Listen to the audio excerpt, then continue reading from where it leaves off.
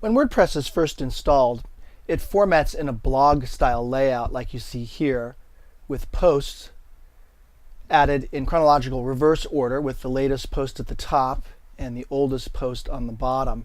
However, many WordPress users prefer to have more of a web page type layout where you have a menu and individual web pages that can be accessed via that menu. So in this tutorial, I'll demonstrate how to convert the blog style layout that comes with a default installation of WordPress into a web page type layout with pages and menus.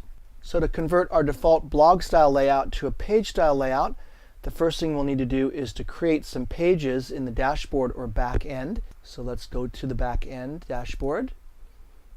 And this time we'll go to the pages section of the dashboard. Click on Add New. And we're going to add a few pages. Let's start with the home page. And we can add some content to the home page. We can copy and paste text from a word processor from a browser, or just type home page content in here, including images and video. Publish the content and add several more pages.